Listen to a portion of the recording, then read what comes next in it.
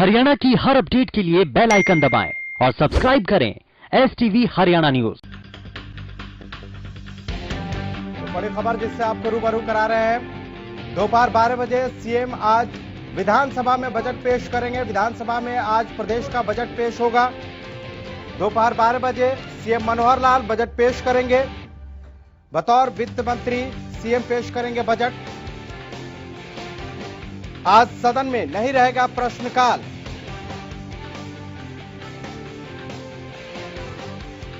CM Manohar Lal tab से पेश करेंगे बजट। गठबंधन सरकार का दूसरा बजट आज पेश होगा। स्वास्थ्य, कृषि, ग्रामीण विकास पर फोकस रहेगा। शिक्षा, सुरक्षा और स्किल पर भी जोर रह सकता है। करीब 1.5 लाख करोड़ का हो सकता है इस बार का बजट। पिछली बार 1,43,000 करोड़ का बजट पेश किया गया था। सिंचाई, पेयजल पर नई परियोजनाओं का ऐलान संभव। तो बड़ी खबर जिससे आपको रूबरू करा रहे हैं। आज विधानसभा में प्रदेश का बजट पेश किया जाएगा। बतौर वित्त मंत्री सीएम मनोहर लाल दूसरी बार ये बजट पेश करेंगे और इसको लेकर इस बार कई चुनौतियां भी हैं, क्योंकि कोरोना काल के बाद ये पहला बजट पेश होने जा रहा है।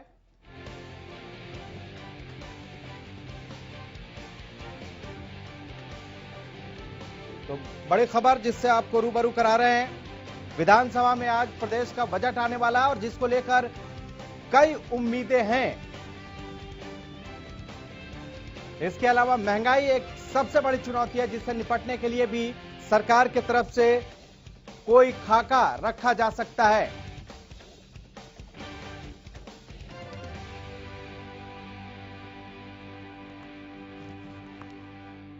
तो आज प्रदेश में के विधानसभा में प्रदेश के सीएम बतौर वित्त मंत्री दूसरी बार बजट पेश करने जा रहे हैं और इसको लेकर प्रदेश की जो जनता है उनकी भी कई उम्मीदें हैं। खास करके महंगाई को लेकर जो प्रदेश की जनता है उनकी काफी उम्मीदें हैं, क्योंकि जिस तरह से पेट्रोल और डीजल की कीमतों में इजाफा हुआ है उससे आम लोग परेशान हैं।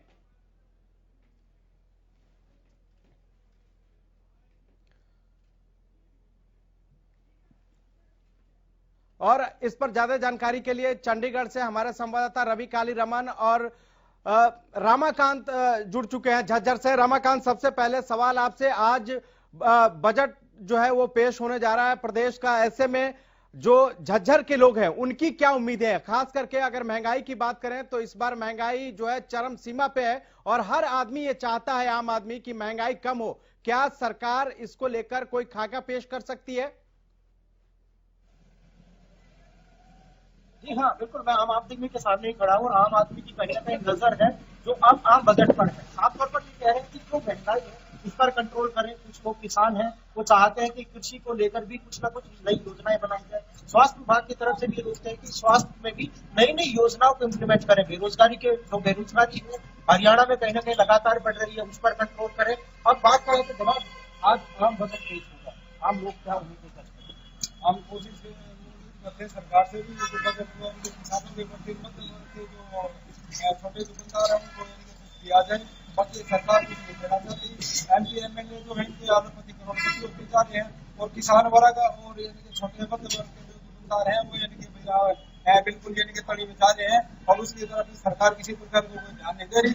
और इसके बारे में सरकार ने सोचना चाहिए। और जो आज ये किसान धरने पे बैठी है, इसी वजह से बैठे हैं। ये तीनों कानून जब तक वापस नहीं दिए जाएंगे इनकी कोई किसी प्रकार की वो पूरी होगी और न।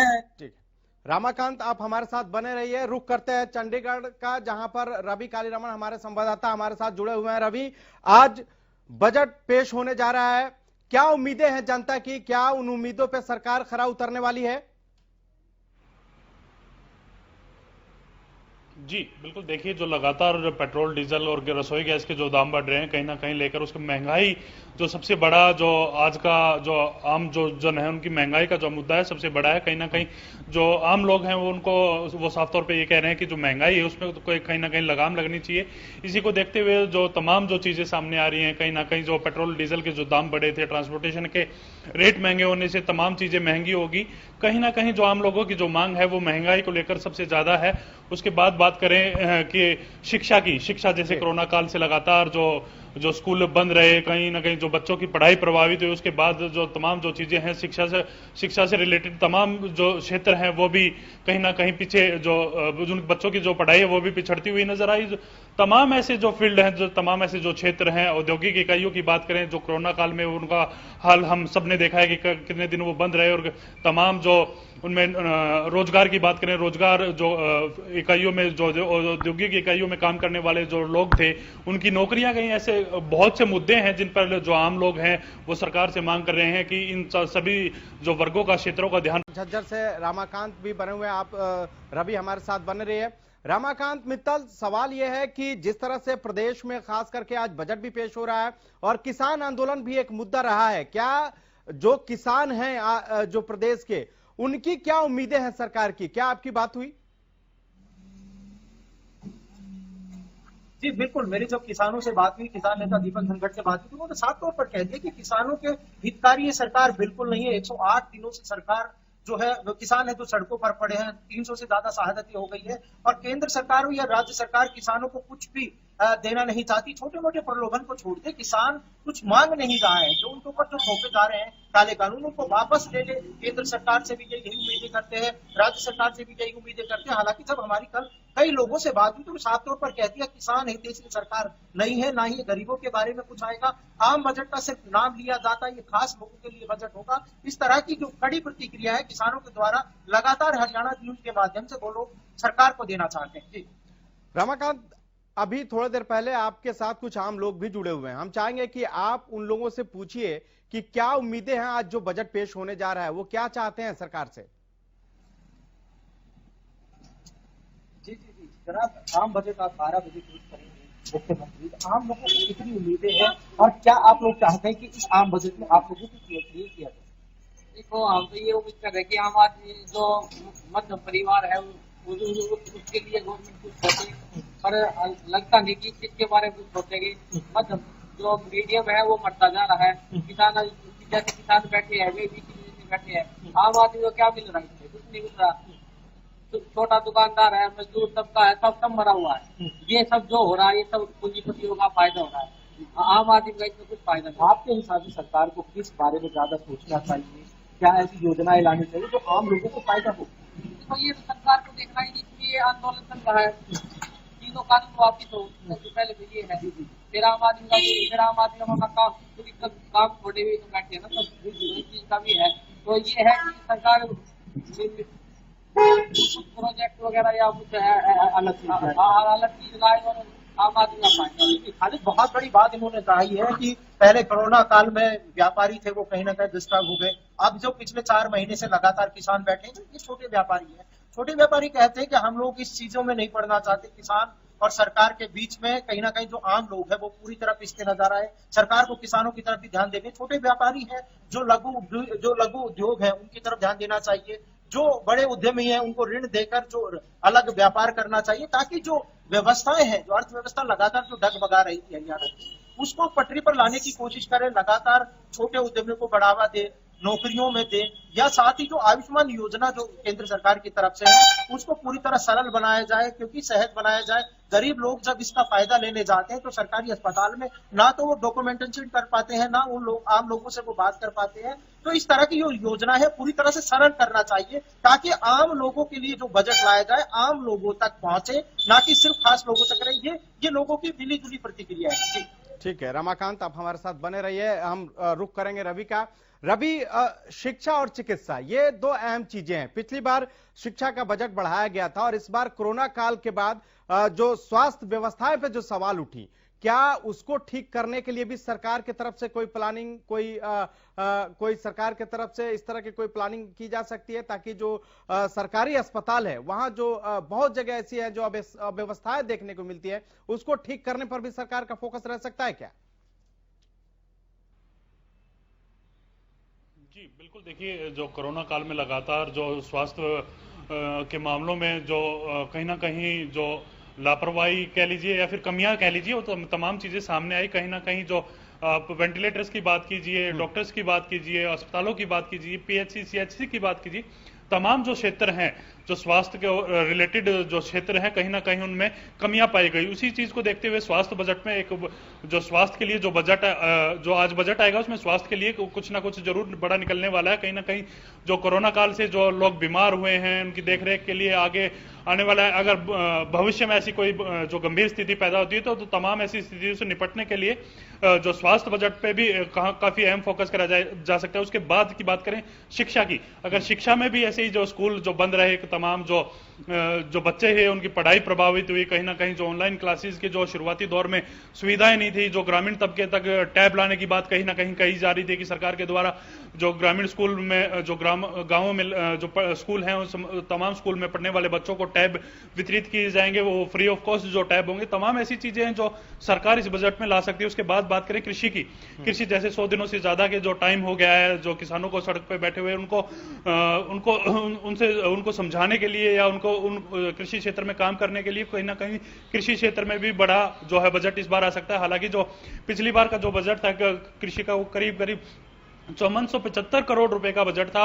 हालांकि देखने वाली बात यह होगी जो आज बजट पेश होगा उसमें कृषि को कितना बढ़ावा दिया जाता है, किसानों के लिए क्या अलग से किया जा सकता है, तमाम ऐसी जो क्षेत्र। रवि, जिस तरह से कांग्रेस ने अविश्वास प्रस्ताव लाया था, हालांकि अविश्वास प्रस्ताव गिर गया और सरकार की वहां पर जीत हुई, सरकार इससे उत्साहित है, आपको क्या लगता है? क्योंकि कृषि कानून को लेकर ही और किसान आंदोलन को लेकर ही यह अविश्वास प्रस्ताव लाया गया था, लेकिन सरकार कि वहां जीत हुई और सरकार पूरी तरह से जो सरकार है उत्साहित है। आपको लगता है कि क्या जो किसान आंदोलित हैं उनको मतलब एक तरह से मनाने या उन पे इस आंदोलन पे जो मरहम लगाने के लिए कुछ सरकार पेश कर सकती है क्या? कोई बड़ी घोषणाएं ऐलान कर सकती है क्या? जी बिल्कुल, देखिए जो अविश्वास प्रस्ताव नेता विपक्ष भूपेंद्र सिंह हुड्डा की तरफ से सदन में लाया गया, कहीं ना कहीं वो गिर गया। 55-32 की जो वोट का मार्जिन जो रहा, वो तमाम ऐसी चीजों को देखते हुए सरकार उत्साहित जरूर है, लेकिन किसानों के लिए जो 2022 तक आय दोगुनी करने की जो बात सरकार के द्वारा कही जा रही है कि 2022 तक हम जो किसानों की आय है वो दोगुनी करेंगे, इसी को लेकर सरकार जो है कृषि क्षेत्र में अच्छा बजट इस बार ला सकती है। कहीं ना कहीं किसानों को लुभाने की कोशिश जरूर की जाएगी। जो किसान आंदोलित हैं, जो सड़कों पे बैठे हैं, दिल्ली के बॉर्डरों पे बैठे हैं, तमाम क्षेत्र अब हल्के में बैठे हैं, जो कहीं ना कहीं बीजेपी जेजेपी गठबंधन के जितने भी तमाम विधायक हैं गांव में नहीं घुस सकते। कहीं ना कहीं सरकार को भी ये लगता है कहीं ना कहीं जो स्थिति है वो टकराव की पैदा ना हो। हालांकि किसानों को समझाने का प्रयास जारी है। कहीं ना कहीं जो बीजेपी के नेताओं की एक ड्यूटी भी लगाई गई थी कि वो अपने गांव में जाएं और तमाम जो हल्के के किसान हैं उनको समझाएं, उनको बुझाएं, और तमाम ऐसी चीजों के बाद कहीं ना कहीं जो किसानों के ऊपर जो इस बार का जो बजट है उसमें कुछ ना कुछ खास निकल के आ सकता है। जी कुछ ना कुछ खास निकल के आ सकता है, ऐसी उम्मीद जताई जा रही है, लेकिन जब पिटारा खुलेगा तो पता चलेगा रवि। लेकिन सबसे पहले एक और भी सवाल है कि अगर हम पानीपत की बात करें तो वो हैंडलूम हब है और कोरोना काल के बाद वहां पर व्यापारियों को काफी नुकसान हुआ है।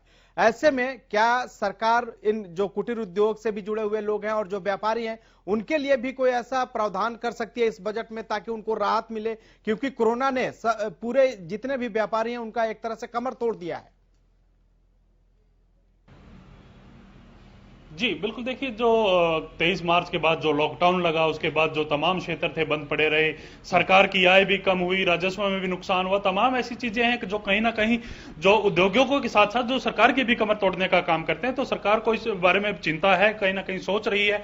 कहीं ना कहीं उन जो उद्यमी हैं, जो लघु उद्योग हैं, जो तमाम हैंडलूम की जो बात आप कर रहे हैं पानीपत क्षेत्र से, तमाम ऐसी जो क्षेत्र हैं जिनको फोकस किया जा रहा है, तमाम ऐसी चीजों पे जानकारी जुटाई जा रही थी और तमाम ऐसी जो लोग थे जिनसे रोजगार का भी जो नुकसान हुआ है, जो लोग इन उद्योगों में काम करते थे, कहीं ना कहीं उनका रोजगार जो कोरोना के काल में चला गया। तो ऐसी चीजों को देखते हुए सरकार जरूर इस पे विचार कर रही है और जो आज जो बजट पेश होगा इसमें भी कहीं ना कहीं जो है उनके लिए कुछ ना कुछ सौगात इस मुख्यमंत्री की टैब से निकल सकती है। जी रामाकांत, युवाओं की क्या उम्मीदें हैं आज की बजट से?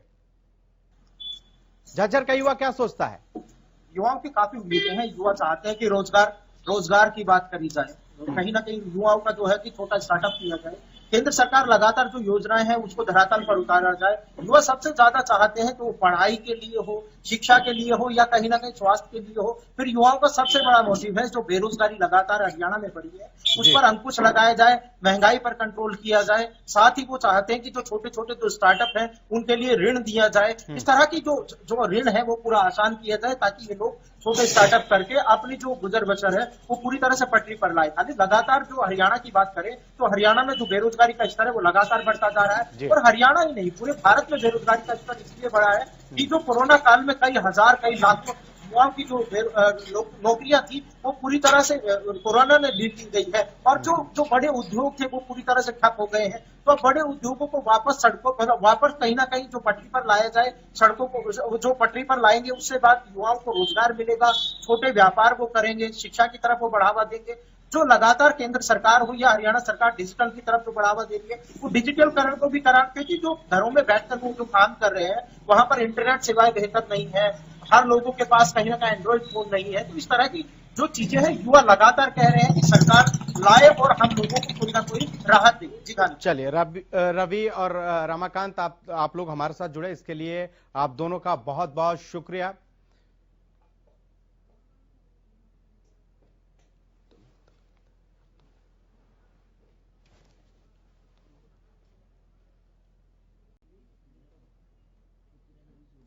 और हमारे संवाददाता राजेंद्र दहिया जुड़ चुके हैं। राजेंद्र, आज बजट पेश होने वाला है प्रदेश का, ऐसे में क्या उम्मीदें हैं जनता की?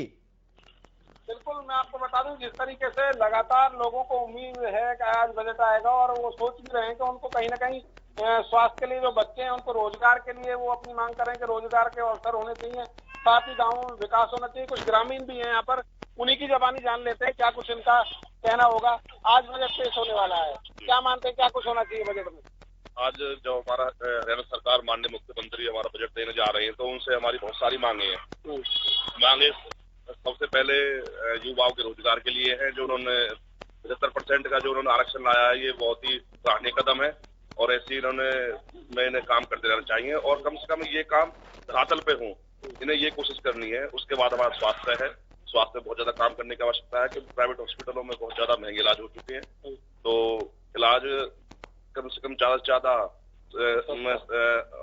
सस्ता इलाज हो और सरकारी हॉस्पिटल्स खोले जाएं और वेलनेस सेंटर खोले जाएं। और इनका अगर ये कई बार क्या होता है कि वहां पे पास हो जाते हैं लेकिन धरातल पे काम नहीं हो पाता, तो उनकी एक निगरानी कमेटी जरूर बनाई जाए। और जैसे कि बुढ़ापों और किसानों का आजकल बहुत मुद्दा चल रहा है, वैसे सरकार में साथ है किसानों तो किसानों को अभी मुद्दा सोल्व होना चाहिए। वैसे तो ये किसानों का मुद्दा सॉल्व हो ही चुका है, लेकिन ये पता नहीं क्यों लोग इतना शोर मचा रहे हैं। फिर भी अगर उनकी कोई मांगे है, कुछ जायज बात है तो वो मानी जानी चाहिए। तो कहीं ना कहीं उनकी जायज मांगे मानी चाहिए। और भी है हमारे साथ, क्या होना चाहिए? आज बजट आने वाला है हरियाणा का, क्या कुछ होना चाहिए बजट में?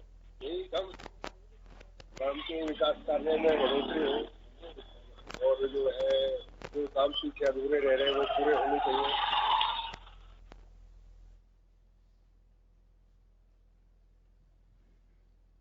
तो बल्लभगढ़ से हमारे संवाददाता राजेंद्र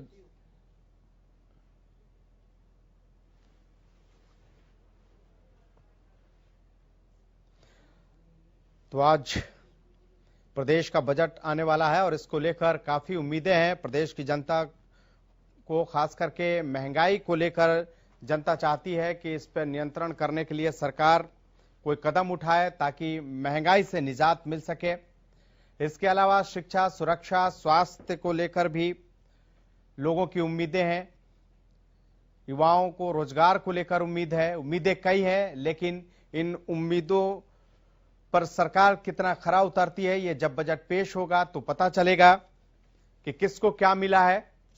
लेकिन उम्मीदें बहुत हैं और आज प्रदेश के सीएम दूसरी बार बतौर वित्त मंत्री बजट पेश करने जा रहे हैं। दोपहर 12 बजे वो बजट पेश करेंगे और उसके बाद दोपहर 2 बजे प्रेस से भी मुखातिब होंगे।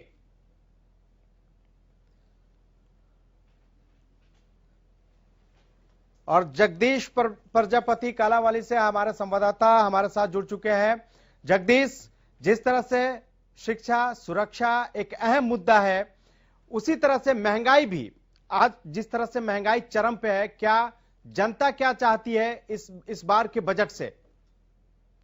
जी खालिद, बिल्कुल बजट की बात करें तो आज 12 बजे हरियाणा के मुख्यमंत्री वित्त मंत्री के रूप में बजट पेश करेंगे और दूसरा गठबंधन की सरकार का जो टैबलेट बजट पेश होगा और लोगों की जो मांग है कि महंगाई दिन प्रतिदिन पेट्रोल की बढ़ रही है, उसको लेकर सरकार को ध्यान रखना चाहिए। स्वास्थ्य सेवाओं पर ध्यान रखकर सरकार को बजट पेश करना चाहिए। लोगों की मांग है कि दिन प्रतिदिन जो शिक्षा का स्तर गिरता जा रहा है, उसको भी ध्यान रखकर बजट है जो पेश करना चाहिए। जी खालिद, शिक्षा अहम मुद्दा है, स्वास्थ्य भी अहम मुद्दा है। कोरोना काल के बाद माफ कीजिएगा, कोरोना काल के बाद जिस तरह से अभी बजट सरकार पेश करने जा रही है, स्वास्थ्य एक अहम मुद्दा है। क्या स्वास्थ्य को लेकर जो स्वास्थ्य को लेकर क्या लोगों की क्या उम्मीद है, क्या अपेक्षाएं हैं सरकार से, ये क्या इसको लेकर आपकी बात हुई? जी खालिद, बिल्कुल अगर बात की जाए कोरोना काल के चलते हमने देखा कि स्वास्थ्य की सेवाएं हैं जो प्रॉपर रूप से छोटे शहरों में तो दूर की बात, बड़े महानगरों में भी उपलब्ध नहीं हो पाई है। कहीं ना कहीं स्वास्थ्य पर सवाल खड़े हो रहे हैं कि हरियाणा में जो स्वास्थ्य की सेवाएं हैं वह बड़ी ही कमजोरी नजर आ रही है। लेकिन स्वास्थ्य पर ध्यान रखना चाहिए और स्वास्थ्य को ध्यान रखकर सरकार को बजट पेश करना चाहिए और सरकार को स्वास्थ्य पर खास ध्यान रखना चाहिए। जी, व्यापारी क्या चाहते हैं, कालावाली के व्यापारी क्या चाहते हैं आज के बजट से? जी खालिद, अगर व्यापारियों की बात करें तो व्यापारियों की ओर से एक बात खुलकर सामने आ रही है कि महंगाई दिन प्रतिदिन बढ़ती जा रही है। सरकार की ओर से बार बार एक बात कही जा रही है कि व्यापारी कालाबाजारी करते हैं, लेकिन व्यापारी दबी आवाज में एक बात कहते नजर आ रहे हैं कि व्यापारी कालाबाजारी नहीं, व्यापारी एक ऐसा माध्यम है व्यापार का जो 5 पैसे पर जो अगर दिल्ली से चंडीगढ़ कोई सामान देने की बात पाए तो 5 पैसे के मार्जिन पर सामान दे सकते हैं। व्यापारियों की मांग है कि सरकार को महंगाई पर ध्यान रखकर ही बजट पेश करना चाहिए। जी खालिद। जी जगदीश, किसान आंदोलन भी एक अहम मुद्दा है और आज बजट पेश होने जा रहा है। क्या कृषि को लेकर भी किसानों को कोई उम्मीद है कि इस बार सरकार उनके लिए कोई घोषणाएं कर सकती है? क्या आपकी बात? बिल्कुल, हमारी किसान नेताओं से बात हुई है। जो अगर बात करें जागरूक लोगों की, उनसे बात हुई तो उनका यही कहना है कि किसान जो है बार बार विरोध कर रहे हैं। 100 दिन से ऊपर उनका धरना प्रदर्शन चल रहा था, लेकिन सरकार है कि आज जो बजट में किसानों को लभाने का काम करेगी। क्योंकि अगर बात की जाए खालिद तो सरकार के नुमाइंदों को किसान नेताओं की ओर से किसी भी गांव में नहीं घुसने दिया जा रहा, इस तरह का ऐलान किए जा रहे हैं, लेकिन सरकार उनको बजट के माध्यम से लभाने का काम करेगी। जी खालिद। जी जगदीश, रोजगार भी एक अहम मुद्दा है। जो युवा हैं वो चाहते हैं कि रोजगार मिले, तो क्या इस बजट में उनकी भी उम्मीदें उनकी भी जुड़ी हुई हैं? क्योंकि रोजगार को लेकर युवा जो जिस तरह से बेरोजगारी का दर बढ़ रहा है, उस तरह से हर युवा चाहता है कि रोजगार को लेकर सरकार की तरफ से कोई ऐसा कदम उठाया जाए ताकि उसकी जिंदगी अच्छे से आगे की कट सके। क्या उसको लेकर युवाओं में कोई उम्मीद है? जी बिल्कुल खालिद, हमने देखा कि बेरोजगारी एक बड़ी समस्या है। कोरोना काल के चलते लोगों की नौकरियां गई हैं, लोगों का व्यवसाय बंद हो चुका है, बेरोजगारी दिन प्रतिदिन बढ़ रही है। लेकिन जो स्टूडेंट हैं, जो बेरोजगार युवा है, उनकी उम्मीदें लगी हुई हैं कि आज जो बजट आएगा उसमें कोई इस तरह का बजट खासकर रहे कि जो युवाओं को रोजगार की तरफ ले जा सके, उनका जो आने वाला भविष्य है वह सुधर सके। जी खालिद, भविष्य सुधर सके और रोजगार की उम्मीद युवाओं को है। उम्मीदें तो कई हैं, लेकिन पिटारा खुलेगा तो पता चलेगा। लेकिन जगदीश, सवाल एक ये भी है कि जिस तरह से महंगाई बढ़ रही है, खास करके अगर बात करें पेट्रोल डीजल की और रसोई गैस की बात करें, रसोई गैस एक तरह से जो महिलाएं होती हैं वो घर का बजट बनाती हैं और जो रसोई गैस है उसके दामों में इजाफा हो रहा है। तो क्या महिलाएं इसको लेकर उनकी क्या प्रतिक्रिया है? आपकी बात हुई किसी गृहिणी से? क्या चाहती हैं महिलाएं? जी खालिद, बिल्कुल गृहिणियों का कहना है कि दिन प्रतिदिन रसोई गैस के दाम है बढ़ रहे हैं। वहीं अगर बात की जाए पेट्रोल डीजल के कारण तो आयात निर्यात के कारण सब्जी व आम जो दालें हैं उनके भी भाव बढ़ रहे हैं। कहीं ना कहीं उनका बजट जो है बिगड़ता जा रहा है। गृहिणियों का यही कहना है कि उनकी रसोई की तरफ ध्यान रखें, सरकार को बजट पेश करना चाहिए ताकि आम घरों के जो चूल्हे हैं उनमें हरी तरकारी व दाल सब्जियां बन सके और बच्चों का जो पालन पोषण वह कर सके। जी खालिद।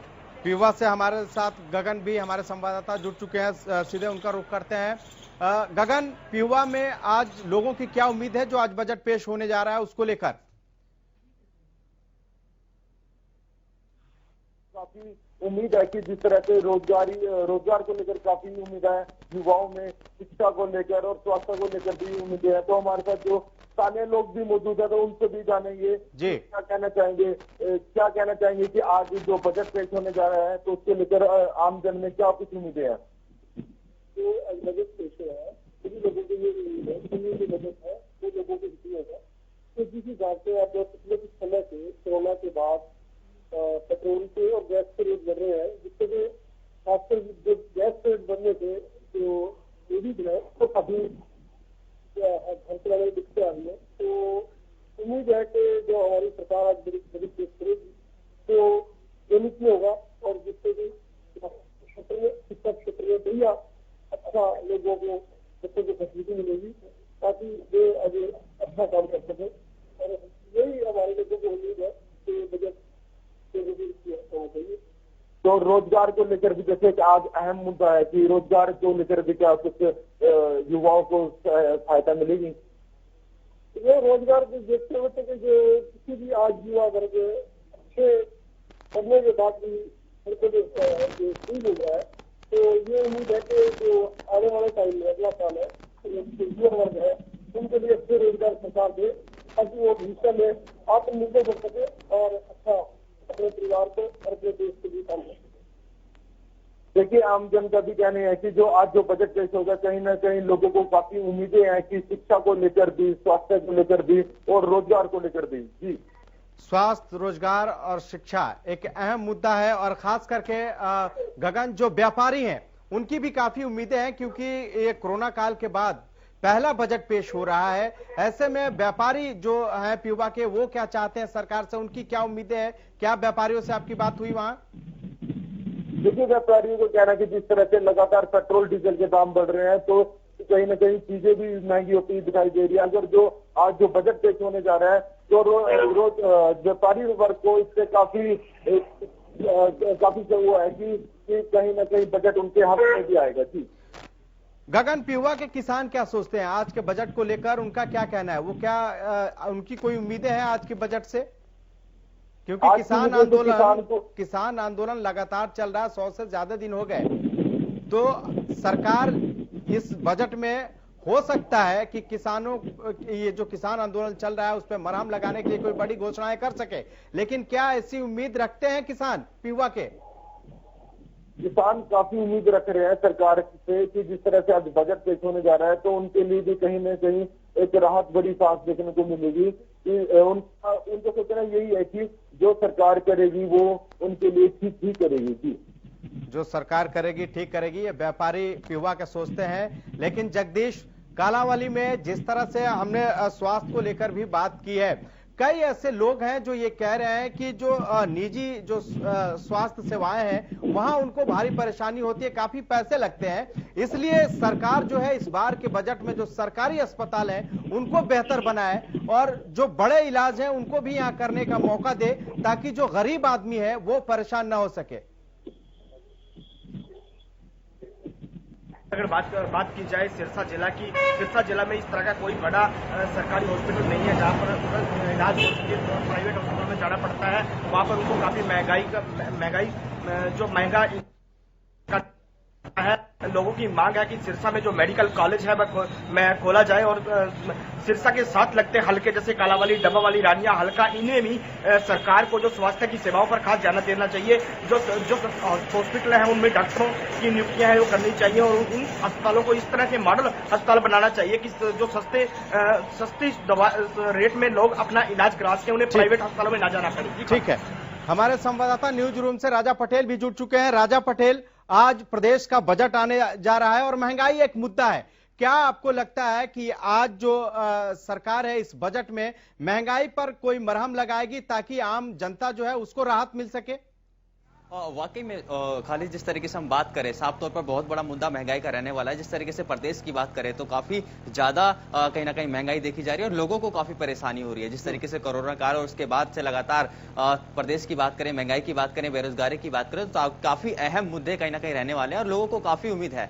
जो ये 2021 और 2022 का जो बजट है इसमें काफी ज्यादा लोगों को कहीं ना कहीं उम्मीदें हैं। साफ तौर पर शिक्षा की बात करें, बेरोजगार की बात करें, रोजगार की बात करें, माफ कीजिएगा, जिस तरीके से स्वास्थ्य की बात करें तो काफी ज्यादा लोगों की उम्मीदें हैं और उम्मीदें करेंगे, क्योंकि जिस तरीके से कोरोना काल के बाद लोग काफी ज्यादा परेशान हैं, साफ तौर पर मुख्यमंत्री मनोहर लाल खट्टर से लोगों की उम्मीदें इस बार कहीं ना कहीं जो बजट है ज्यादा उम्मीदें बढ़ती हुई नजर आ रही है। जी, उम्मीदें बढ़ती हुई नजर आ रही हैं, लेकिन राजा पटेल, आपने किसान आंदोलन को बहुत नजदीक से कवर किया है। आपको क्या लगता है कि आज जो प्रदेश सरकार बजट लेकर आ रही है, क्योंकि आपने देखा होगा कि कैसे जो किसान आंदोलन के दौरान किस तरह से जो प्रदेश के गांव-गांव से लोग इस आंदोलन में शामिल हुए हैं और ये एक बड़ा आंदोलन बन गया है। ऐसे में क्या सरकार आज कोई किसानों को एक तरह से लुभाने के लिए कोई बड़ा ऐलान कर सकती है? बिल्कुल खालिद, जिस तरीके से किसान आंदोलन की बात करें, काफी ज्यादा प्रोटेस्ट का कहीं ना कहीं सामना करना पड़ रहा है। तमाम मंत्रियों की बात करें, विधायकों की बात करें, तो सब जाहिर सी बात है जो बजट है साफ तौर पर कृषि को लेकर काफी ज्यादा ध्यान दिया गया होगा, क्योंकि काफी लंबे समय से प्रदेश की बात करें तो काफी ज्यादा विरोध का सामना कहीं ना कहीं तमाम जो नेता हैं, तमाम जो विधायक हैं, चाहे मंत्रियों की बात करें, उनको कहीं ना कहीं करना पड़ रहा है। तो साफ तौर पर इस बजट में साफ तौर पर कृषि को लेकर और कृषि के विकास को लेकर साफ तौर पर ध्यान दिया गया है। ग्रामीण में विकास किस तरीके से हो उसको लेकर साफ तौर पर ध्यान दिया गया होगा। हालांकि अब से कुछ देर में जो बजट है मुख्यमंत्री मनोहर लाल खट्टर पेश करेंगे, देखने वाली बात होगी कि किसानों को किस तरीके से बीजेपी सरकार लुभाती हुई नजर आती है। जी राजा पटेल, शिक्षा भी एक अहम मुद्दा है। पिछली बार के बजट में जो शिक्षा पर काफी फोकस किया गया था, ध्यान दिया गया था, 400 प्ले स्कूल खोलने की बात हुई थी। क्या यह सिर्फ बात हुई थी, ये घोषणाएं हुई थी, या फिर इन पे काम भी हुआ है और ये स्कूल भी खुले हैं?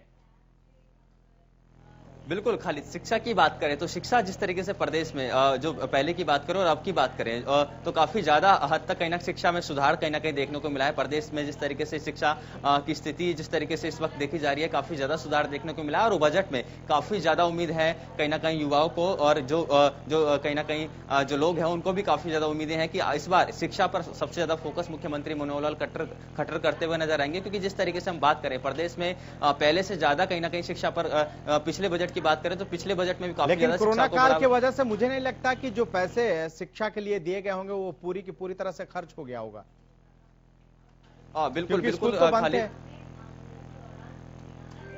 बिल्कुल बिल्कुल खाली, जिस तरीके से बात करें कोरोना काल जिस तरीके से था और उसके बाद शिक्षा का बजट था, साफ तौर पर इतना खर्च नहीं हो सकता। पर देखने वाली बात होगी कि इस बार का जो बजट है किस तरीके से रहता है। काफी अहम मुद्दा शिक्षा यहाँ पर रहने वाला है। जैसे कि मैंने आपको बताया कि काफी ज्यादा जो छात्र हैं, छात्राएं हैं, उनको काफी ज्यादा उम्मीदें हैं इस बजट से और काफी ज्यादा जिस तरीके से लगातार प्रदेश सरकार घोषणाएं करते आई है। कॉलेजेस की बात करें, महिला कॉलेज की बात करें या फिर स्कूलों की बात करें तो काफी ज्यादा जो परियोजनाएं हैं, जो सरकार की योजना है वो पेंडिंग पड़ी है कोरोना काल की वजह से। देखने वाली बात होगी कि इस बजट में किस तरीके से शिक्षा पर ध्यान दिया जाता है। जी राजा, उच्च शिक्षा प्राप्त करने के लिए आजकल युवाओं में काफी क्रेज है, वो विदेशों में पढ़ने के लिए जाना चाहते हैं, लेकिन लोन लेने में उन्हें परेशानी होती है। क्या सरकार इस बजट में जो छात्र प्रदेश के विदेश में पढ़ने जाते हैं उनके लिए कोई ऐसा प्रावधान करेगी कि ताकि आसानी से उन्हें लोन मिल सके?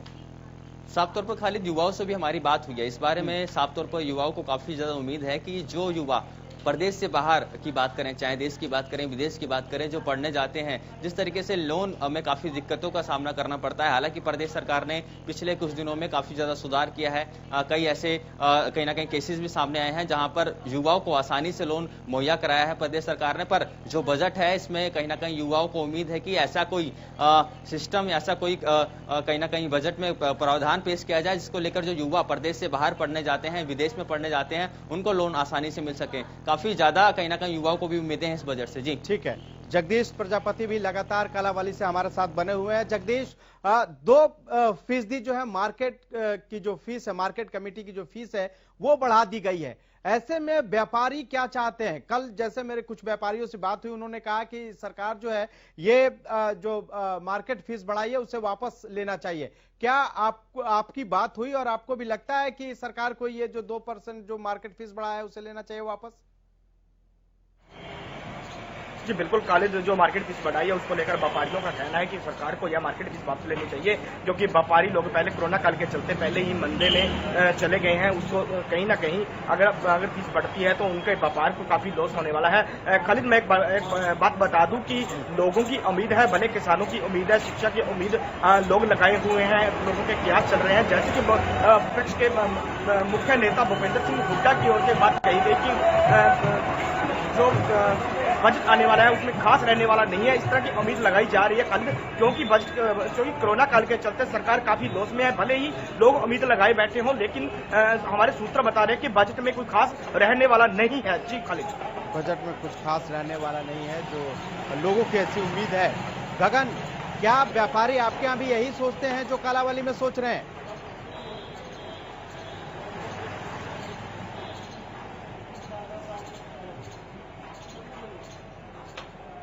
जो सरकार के द्वारा बजट पेश किया जाएगा तो वो उनके कहीं न कहीं हक में देखने को मिलेगा, और कहीं जो व्यापारी वर्ग है, मंडी के आड़ती वगैरह है, तो वहीं उनमें कहीं न कहीं ग्रोथ की है।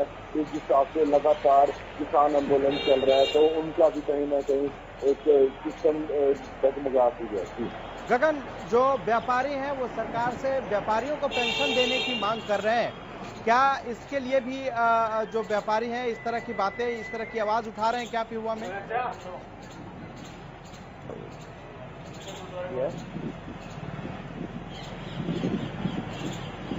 तो संपर्क नहीं हो पा रहा है। राजा पटेल के पास चलते हैं जो न्यूज रूम में हमारे साथ बने हुए हैं। राजा, बहुत अहम है, उम्मीदें कई हैं, एक नहीं है, महंगाई है, इसके अलावा शिक्षा, स्वास्थ्य, चिकित्सा, ये कई क्षेत्र है जहां पे लोगों की उम्मीदें हैं।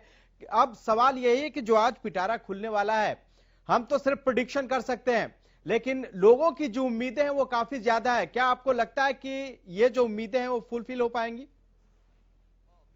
खाली जिस तरीके से बात करें, लोगों को काफी ज्यादा उम्मीदें, और जिस तरीके से महंगाई का हम लोगों ने जिक्र किया, साफ तौर पर महंगाई कहीं ना कहीं फोकस यहाँ पर रहने वाली है, क्योंकि जिस तरीके से पिछले काफी दिनों से पेट्रोल डीजल के दामों में जिस तरीके से बढ़ोतरी देखने को मिल रही है, और साफ तौर पर जो अलग अलग चीजें हैं वो कहीं ना कहीं महंगी होती हुई नजर आ रही है, तो ये एक अहम मुद्दा होगा। वहीं बेरोजगारी, प्रदेश में काफी ज्यादा बेरोजगारी देखने को मिल रही है, तो बेरोजगारी भी कहीं ना कहीं एक अहम मुद्दा होगा। इसी कड़ी में मुख्यमंत्री ने पहले ही कहीं ना कहीं मीडिया व्यूअर्स में कहीं ना कहीं उन्होंने कहा था कि काफी अहम बजट ये रहने वाला है, और लोगों को जिस तरीके से उम्मीदें हैं उस उम्मीदों पर कहीं ना कहीं प्रदेश सरकार इस बार के बजट में खड़ा उतरेगी। तो साफ तौर पर लोग भी कहीं ना कहीं उम्मीद जताते हैं कि आज जिस तरीके से ये बजट 12 बजे के बाद पेश होगा, देखने वाली बात होगी कि इस बजट में ऐसा क्या खास रहने वाला है। जी, बजट में क्या खास रहने वाला है, लेकिन जगदीश प्रजापति, कानून व्यवस्था भी एक अहम मुद्दा है, उसको लेकर महिलाओं की सुरक्षा भी एक अहम मुद्दा है। क्या पुलिस को बेहतरीन करने के लिए और पुलिसिंग व्यवस्था जो उसको ठीक करने के लिए भी आपको लगता है कि इस बार बजट में सरकार कुछ पुलिस विभाग को ज्यादा अलॉट करेगी ताकि जो पुलिसिंग व्यवस्था है उसको ठीक किया जाए?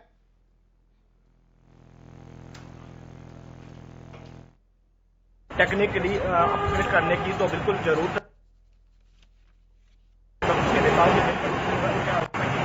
जो हरियाणा में नहीं कर रहा, उसको लोगों को उम्मीद जरूर है। महिलाओं का यही कहना है कि पुलिस को जो टेक्नोलॉजी है उसको बढ़ोतरी करनी चाहिए, और उस पर व्यवस्था, पुलिस की जो सुरक्षा व्यवस्था है उस पर भी ध्यान देना चाहिए। जी खाली, पुलिसिंग व्यवस्था पर भी ध्यान देना चाहिए। और जिस तरह से राजा पटेल, प्रदेश में कई मामले आ रहे हैं, खास करके महिलाओं के खिलाफ कई अत्याचार के मामले आ रहे हैं, उसमें इस बार जो बजट पेश हो रहा है, कहीं ना कहीं एक जो पुलिसिंग व्यवस्था है उसको अगर और बेहतर करना है तो उसमें भी पैसे खर्च करने होंगे। और क्या लगता है आपको कि क्या आज जो बजट पेश होने जा रहा है इस पर भी ध्यान रहेगा, फोकस रहेगा सरकार का? से बात करें, प्रदेश की कानून व्यवस्था की बात करें, तो साफ तौर पर काफी अहम कहीं ना कहीं रहने वाला है इस बार का बजट, क्योंकि काफी ज्यादा उम्मीदें कहीं ना कहीं यहाँ पर लोगों को ये भी है कि सुरक्षा की दृष्टि से इस बजट में कुछ कानून व्यवस्था के लिए, कानून के लिए कहीं ना कहीं मुख्यमंत्री मनोहर लाल खट्टर हैं, जो वित्त मंत्री भी हैं, वो कहीं ना कहीं देते हुए नजर आएंगे। जिस तरीके से बात करें अलग अलग थानों की, अलग अलग चौकियों की, तो साफ तौर पर वहां पर कई ऐसी खबरें कहीं ना कहीं देखने को मिलती हैं। पीसीआर बेंच की बात करें, मूलभूत सुविधाओं की बात करें, तो इस बार का बजट कहीं ना कहीं कानून की दृष्टि से भी कहीं ना कहीं अहम देखने को मिलेगा। जी, क्या स्वावलंबन को लेकर भी कोई सरकार घोषणाएं कर सकती है राजा? बिल्कुल बिल्कुल, खाली कहीं ना कहीं उम्मीदें बहुत ज्यादा हैं। लोगों की बात करें या फिर अलग अलग जो विभाग है उनकी बात करें, अब देखने वाली बात होगी कि किस तरीके से ये बजट रहता है, क्योंकि कोरोना काल के बाद हरियाणा में कहीं ना कहीं ये बजट पेश हो रहा है। साफ तौर पर जो सबसे अहम मुद्दा है वो स्वास्थ्य का रहेगा, क्योंकि अभी भी कई ऐसे मामले हैं। पिछले 24 घंटे की बात करें तो हरियाणा प्रदेश में भी काफी ज्यादा मामले निकलकर सामने आए हैं। तो ऐसे में सबसे ज्यादा जो फोकस होगा मुख्यमंत्री मनोहर लाल खट्टर का, वो कहीं ना कहीं स्वास्थ्य होगा, क्योंकि जिस तरीके से काफी ज्यादा जिस तरीके से हमने लोकसभा में देखा, वहां पर भी सबसे ज्यादा फोकस कहीं ना कहीं स्वास्थ्य को दिया गया। तो अब देखने वाली बात होगी कि जो प्रदेश का बजट है इसमें स्वास्थ्य को किस तरीके से देखा जाता है, किस तरीके से स्वास्थ्य के लिए अलग से बजट यहां पर पेश किया जाता है। जी, स्वास्थ्य के लिए किस तरह से बजट पेश किया जाता है, लेकिन सिंचाई विभाग भी एक अहम विभाग है और इसके वजह से खास करके जगदीश प्रजापति जो ग्रामीण इलाका है वहां पर फसलों की पैदावार बढ़ाने में मदद मिलती है। तो क्या इस पर भी फोकस रहने वाला है, क्योंकि बहुत से ऐसी नहरें हैं जहां अभी तक पानी ही नहीं पहुंची हुई है।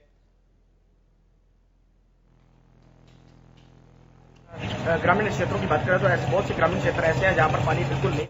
उम्मीद है कि सरकार इस ओर भी ध्यान देगी कि जो नहरों की खोदाई है और नहरों की सफाई है उनमें पानी लाने की जो व्यवस्था है सरकार उस ओर ध्यान देगी। और दूसरी बात अगर बात की जाए तो लोगों की उम्मीद एक और है कि स्वच्छ भारत का नारा देश के प्रधानमंत्री भी दे चुके हैं। अगर सफाई की व्यवस्था की बात की जाए तो सफाई व्यवस्था भी तो काफी जरूरत है। इस ओर भी लोगों की उम्मीद है कि सरकार इस ओर भी ध्यान देगी। सफाई कर्मचारियों की भर्ती करनी होगी, उनको नए टेक्निकल जो पॉइंट है उन पर ध्यान देकर सफाई व्यवस्था है जो सुचारू रूप से करनी होगी, उस ओर भी ध्यान देना चाहिए सरकार को। जी खालिद, सरकार को ध्यान देना चाहिए। लेकिन राजा पटेल, जो ग्रामीण इलाके हैं खास करके, बहुत जगह से ऐसी तस्वीरें आती हैं कि सड़कें टूटी हुई हैं और बहुत से गांव हैं जहां पे कनेक्टिविटी को लेकर भी काफी दिक्कतें रहती हैं।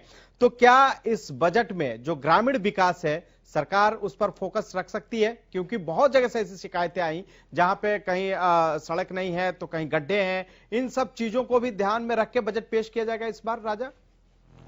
बिल्कुल खालिद, जैसे कि मैंने आपको पहले ही बताया कि किसान आंदोलन जिस तरीके से चल रहा है अलग अलग बॉर्डर पर, उसको लेकर ग्रामीण विकास एक अहम मुद्दा है। क्योंकि जिस तरीके से बात करें ग्रामीण में, जिस तरीके से आपने जिक्र किया, सड़कों की बात करें, मूलभूत सुविधाओं की बात करें, कनेक्टिविटी की बात करें, तो सबसे ज्यादा फोकस भी कहीं ना कहीं ग्रामीण कहीं ना कहीं विकास के लिए रहने वाला है। क्योंकि ग्रामीण कई ऐसे हरियाणा में ऐसे गाँव हैं जहाँ पर काफी ज्यादा जो सड़कों की बात करें या फिर मूलभूत सुविधाओं की बात करें अभी तक नहीं पहुंच पाई है। तो उसको लेकर भी काफी ज्यादा फोकस यहाँ पर हरियाणा सरकार की तरफ से देखने को मिलेगा। जी, अगर बात कर्मचारियों की करें, पुरानी पेंशन व्यवस्था को लागू करने की मांग लगातार कर्मचारी कर रहे हैं, तो जो कर्मचारी उम्मीद लगाए बैठे हैं, क्या इस बजट में सरकार की तरफ से उनको कुछ राहत दी जा सकती है?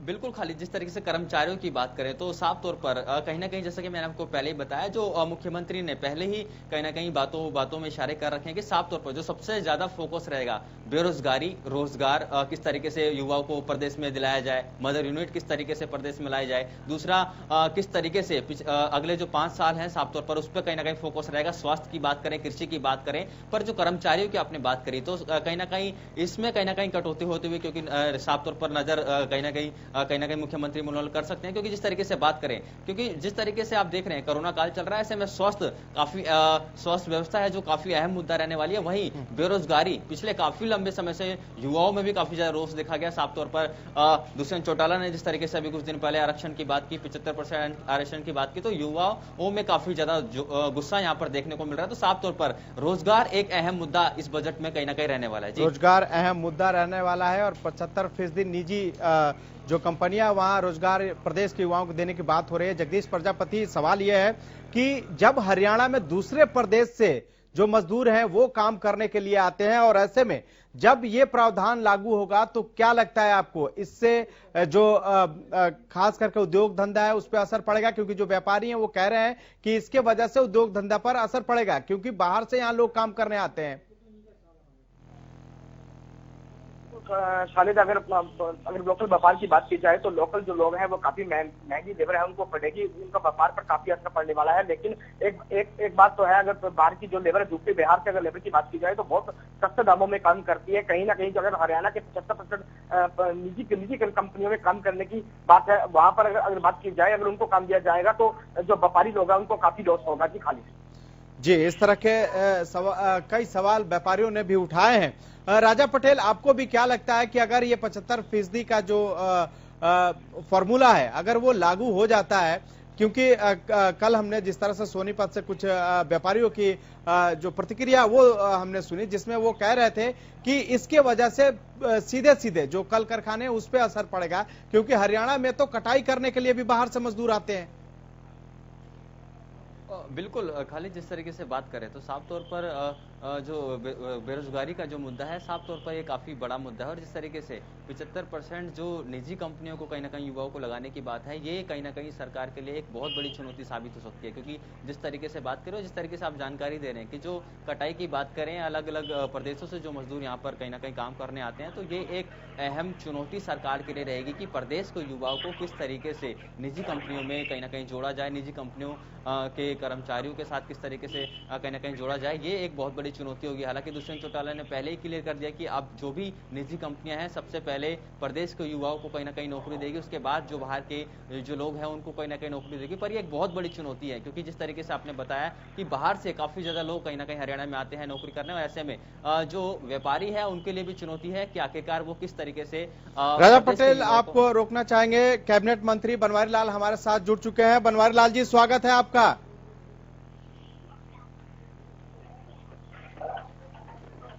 बनवारी लाल जी, आवाज मिल रही है?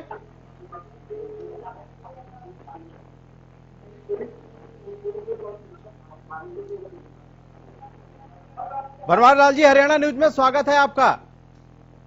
सर, सवाल यह है कि आज जो प्रदेश सरकार बजट पेश करने जा रही है, महंगाई एक मुद्दा है, क्या उसको ध्यान में रख के इस बार का बजट पेश करेंगे आप लोग?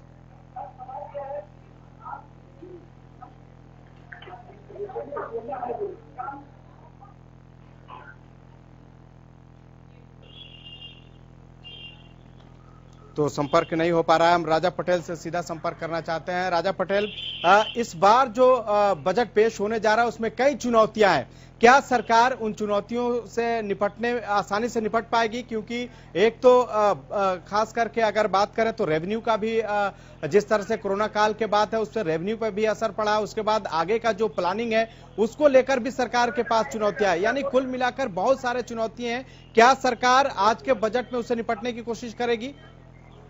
बिल्कुल खालिद, जाहिर तौर पर कहीं ना कहीं काफ़ी ज़्यादा उम्मीदें लोगों को भी है और सरकार भी। जिस तरीके से सरकार के लिए बहुत बड़ी चुनौतियां हैं यहाँ पर कि जिस तरीके से कोरोना काल के बाद ये बजट पेश हो रहा है, काफ़ी ज़्यादा जिस तरीके से लोग उम्मीद लगाए बैठे हैं कि इस बार का जो प्रदेश का बजट होगा वो कहीं ना कहीं अलग होगा, काफ़ी खास होगा। अब देखने वाली बात होगी कि मुख्यमंत्री मनोहर लाल खट्टर किस तरीके से इस बजट को पेश करते हैं, क्योंकि लोगों में राजा हमारे साथ कैबिनेट मंत्री बनवारी लाल जुड़ चुके हैं। सर, स्वागत है आपका। सर, महंगाई एक बहुत बड़ा मुद्दा है, क्या इस बार के बजट में प्रदेश की जनता को राहत देने की कोशिश होगी? देखो, निश्चित तौर पर माननीय मुख्यमंत्री जी जो कि प्रदेश के वित्त मंत्री भी हैं और वो सभी वर्गों का ध्यान रखते हुए बजट बनाया होगा और उन्होंने सभी वर्गों का ध्यान भी रखा होगा। ये बात निश्चित है कि भाई परिस्थितियां काफी विपरीत थी, जैसे पिछली बार कोरोना, किसान आंदोलन, इसकी वजह से दिक्कतें आई हैं, सरकार का रेवेन्यू कम हुआ, लेकिन फिर भी प्रायोरिटी को देखते हुए किस विभाग में कितना बजट देना है, माननीय मुख्यमंत्री जी इसका ध्यान रखते हुए मुझे पूरा विश्वास है कि जो बजट आएगा वो बिल्कुल विकास का बजट आएगा। लेकिन सर, प्रदेश की जनता ये चाहती है कि जिस तरह से पेट्रोल डीजल की कीमतें बढ़ रही हैं, प्रदेश सरकार बैट में कुछ कमी करके उन्हें राहत दे, क्या ये राहत मिलेगा लोगों को? सरकार के प्रयास हैं और इस पर निश्चित तौर पर माननीय मुख्यमंत्री कुछ न कुछ जरूर करेंगे, जनता को राहत मिले जी। लेकिन इसके साथ ही सर, कोरोना काल के बाद जिस तरह से व्यवस्थाएं, खास करके अगर स्वास्थ्य व्यवस्था की बात करें, उस पर क्या इस बार फोकस रह सकता है? पिछली बार जिस तरह शिक्षा पे फोकस रखा गया था, क्योंकि स्वास्थ्य व्यवस्थाएं भी एक बहुत बड़ी चुनौती है। कई लोगों ने कहा कि जो सरकारी अस्पताल है उनको बेहतर किया जाए, क्योंकि निजी अस्पतालों में उनके लिए जाना मुश्किल होता है, खास करके गरीब लोगों के लिए। निश्चित तौर पे आप सही कह रहे हो कि स्वास्थ्य एक बहुत बड़ा मुद्दा है और स्वास्थ्य बहुत जरूरी है, हर नागरिक का स्वास्थ्य अच्छा रहे और इसके लिए माननीय मुख्यमंत्री जी जरूर स्वास्थ्य की तरफ ध्यान रखते हुए उनको अच्छा बजट एलोकेशन करेंगे। सर, आप हमारे साथ जुड़े, इसके लिए आपका बहुत बहुत धन्यवाद। Thank you. तो आज प्रदेश का बजट आ रहा है और कैबिनेट मंत्री बनवारी लाल भी जुड़े थे, उन्होंने भी उम्मीद जताई है कि जरूर सरकार महंगाई से जो प्रदेश की जनता है उनको जरूर राहत देने की कोशिश करेगी इस बजट में। लेकिन यह तभी पता चलेगा जब 12 बजे बजट का